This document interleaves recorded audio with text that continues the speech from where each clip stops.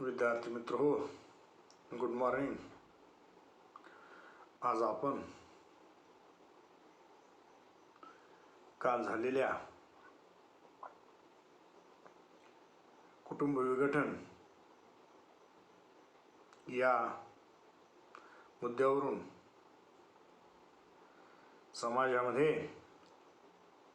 कुटुंबाचे महत्त्व आणि जीवन जगत असताना त्या समुदायाशी असणारा मानवांचा संबंध याचा अभ्यास आपण काल काटेकोरपणे केलेला आहे. या तासिकेमध्ये समाजात अनेक लहान मोठे समूह आहेत. प्रत्येक समूहाचे कार्य सुरळीत पार पाडता यावीत म्हणून समूहाला आपल्या सदस्यांच्या पारंपरिक सामाजिक संबंधावर नियंत्रण ठेवणे आवश्यक असते. तद्वतच या नियंत्रणाची अंमलबजावणी व्हावी म्हणून प्रत्येक सदस्यावर तशी बंधनेही असतात ने त्याचबरोबर हे सदस्यसुद्धा ही बंधने मुक्तपणे मान्य करीत असतात. त्यामुळे प्रत्येक समूहाची आपोआपच विशिष्ट स्वरूपाची संरचना निर्माण होत असते. परंपरा प्रस्थापित होतात. परंपरामुळे त्यांची निरंतरता टिकवण्यास सुरुवात होते.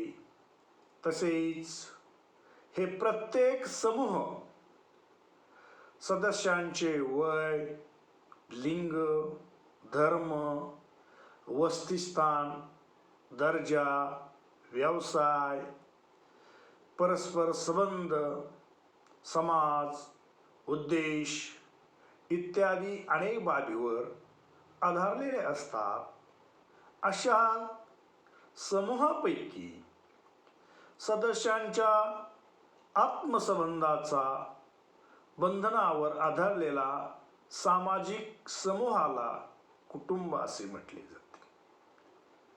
आपण या अगोदरही कुटुंबाची विघटनाची जी काही कुटुंब कशा प्रकारे निर्माण होतं या सर्व गोष्टी, विवाह संस्था या सर्व गोष्टी या कुटुंब निर्मितीसाठी कशा जबाबदार असतात त्याचा जो अभ्यास आहे तो आपण याच्या अगोदर पाहिलेलाच आहे.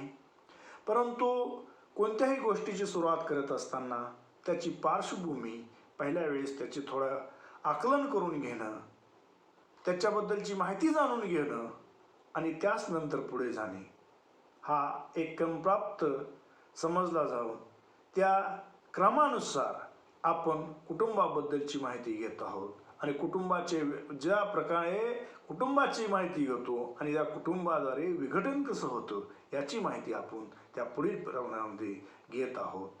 या कुटुंब हा एक सामाजिक समूह असला तरी त्याचा समावेश प्राथमिक समूहात होतो. तथापि कुटुंब हा प्राथमिक समूह असला तरी ती एक प्रमुख सामाजिक संस्था सुद्धा आहे. समाज रचनेच्या संदर्भात ज्या मूलभूत सामाजिक संस्थांचा विचार केला जातो त्या सामाजिक संस्थांपैकीच कुटुंब सुद्धा एक सामाजिक संस्था आहे. मानव समाजाच्या कुटुंब संस्थेला अत्यंतिक महत्त्व आहे. तो समाजाचा एक आधारभूत समूह आहे. तेव्हा कुटुंबाचा एक सामाजिक समूह व सामाजिक संस्था अशा दोन्ही दृष्टिकोनातून याचा विचार केला जातो. सामाजिक समूह आणि कुटुंब संस्था या दोन्हीचा विचार आपण साकल्याने त्या ठिकाणी पाहत आहोत. या कुटुंब विघटनाच्या प्रक्रियेमध्ये काल आपण कुटुंब विभाजन पाहिलं. या कुटुंब विभाजनानंतर आज आपण जी सुरुवात करणार आहोत त्या कुटुंब संघटनांचे आधार. कुटुंब विभाजन पाहिल्यानंतर कुटुंब संघटनांचे जे काही आधार असतात ते आधार पाहणे आपल्याला क्रमप्राप्त आहे. जर आपण संघटनाचे जे आधार असतात ते आधार जर पाहिले नाही तर त्या कुटुंब व्यवस्थेला पूर्णत्वाकडे नेण्याची जी जबाबदारी असते ती पूर्णपणे पार पाडली जाऊ शकत नाही. त्यामुळे आपणास या संघटनाचे जे काही आधार असतात ते आधार पाहणं हे क्रमप्राप्त आहे. आणि ते पाहता असताना एकंदरीत भौगोलिक परिस्थिती आणि सामाजिक परिस्थिती यानुसार कुटुंबाचे वेगवेगळे प्रकार समाजात दिसून येत असतात. तर सर्व कुटुंबाची रचना आणि कार्य यांच्यात कमालीची साम्यता दिसून येते. त्यांचे रचना व कार्य जरी भिन्न असली तरी त्यांच्यामध्ये एक समानता असल्याचं काम या कुटुंब व्यवस्थेमध्ये दिसून येते. कोणत्याही कुटुंबाचे प्रकार स्त्री ही दुय्यम भूमिका पार पाडत असते. तिच्या आणि पुरुषाच्या कार्यात असलेला नैसर्गिक फरक सगळीकडेच दिसून येतो. कारण की स्त्रीला कोणत्याही कुटुंबामध्ये एक दुय्यम स्थान दिलेलं आहे किंवा तसं निर्माण झालेलं आहे पूर्वीच्या काळामध्ये.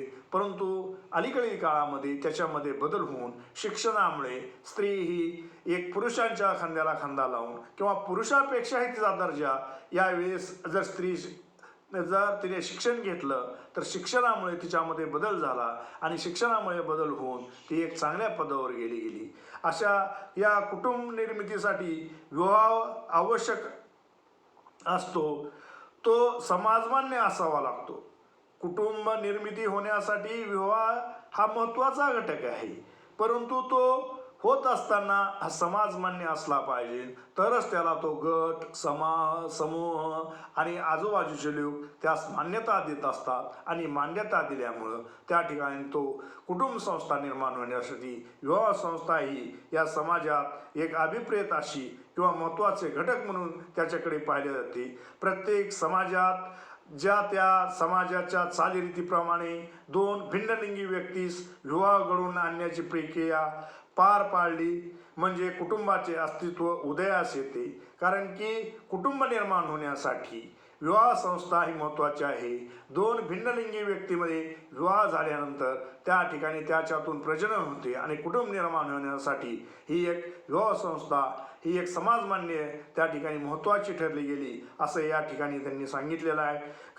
जर विवाहानिमित्त एकत्र आलेल्याने परस्परांशी पती पत्नी झालेल्या स्त्री पुरुषांना निदान ते जिवंत असेपर्यंत कुटुंबाचे संघटन टिकून ठेवावे अशी समाजाची अपेक्षा असते. या अपेक्षेच्या पूर्ततेसाठी कुटुंबाला काही गोष्टीचा आधार घ्यावा लागत असतो. जर समाज मान्यता असलेल्या मनामध्ये जर कुटुंबामध्ये त्या समाजाची यांच्यापासून काय अपेक्षा असते विवाह झाल्यानंतर त्यांनी एक दीर्घ काळापर्यंत टिकून राहिलं पाहिजे. आणि दीर्घ काळानंतर टिकून राहिलं तरच त्यामध्ये प्रजननाची क्रिया संतती निर्माण करण्याचं काम किंवा कुटुंबाला जे आकार देण्याचं काम असतं. एकच काम नाही, कारण की कुटुंब हे प्रत्येक गोष्टीवर अवलंबून असते आणि त्या कुटुंबाचा आधार घेत त्या ठिकाणी या सर्व गोष्टींना या ठिकाणी किंमत दिली पाहिजे असं सांगितलं गेलं. याचे आधार कोणते?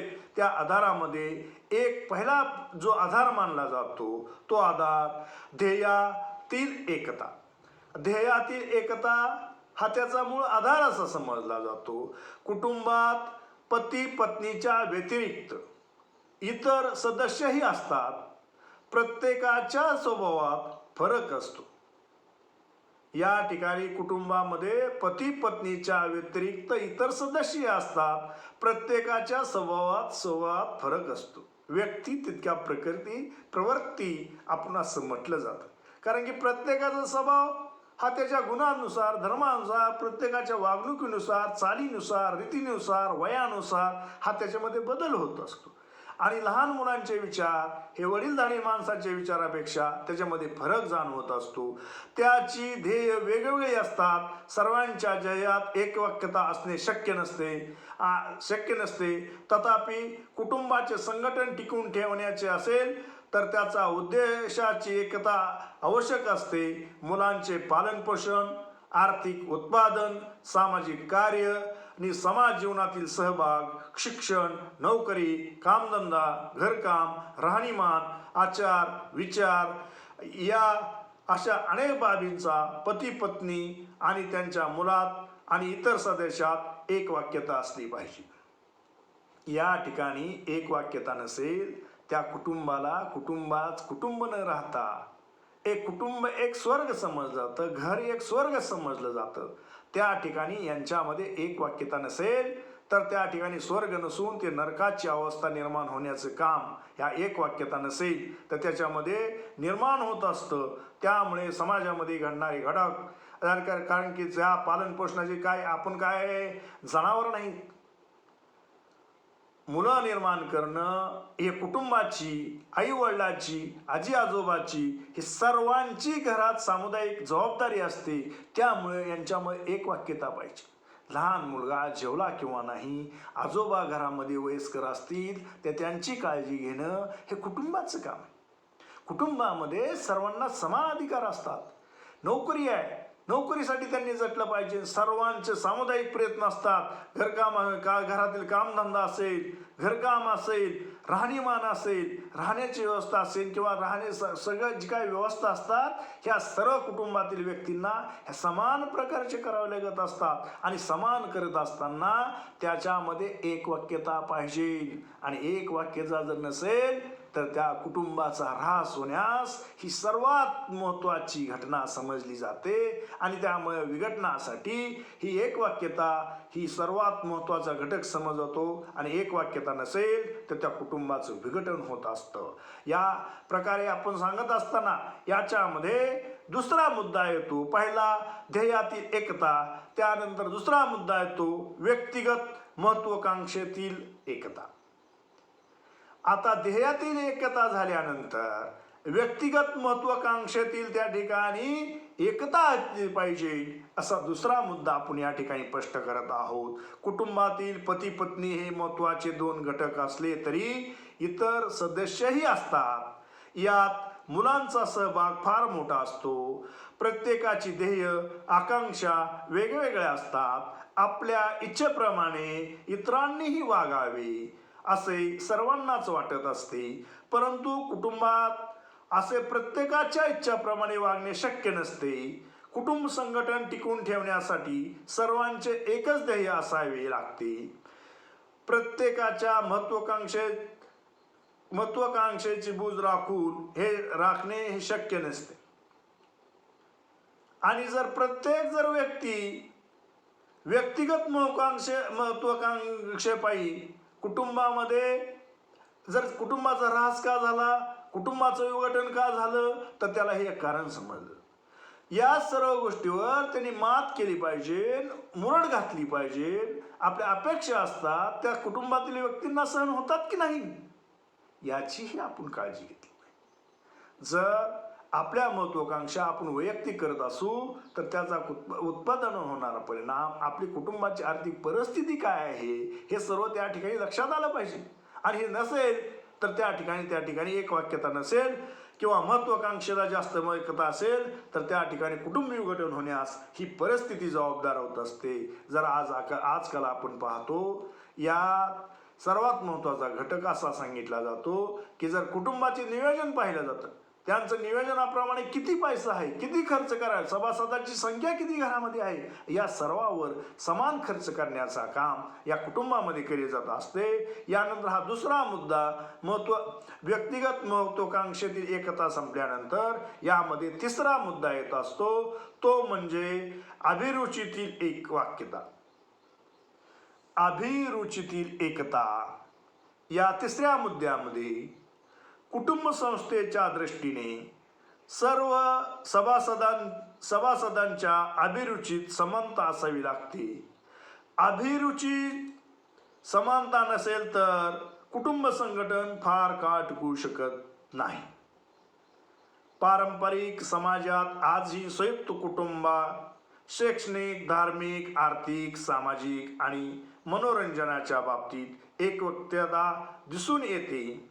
अशा प्रकारच्या कुटुंबात असलेली अभिरुची विषयक एकता कमालीची महत्त्वपूर्ण समजली जाते. पूर्वी भारतीय समाजात अशा प्रकारची अभिरुचीतील एकता अस्तित्वात होती.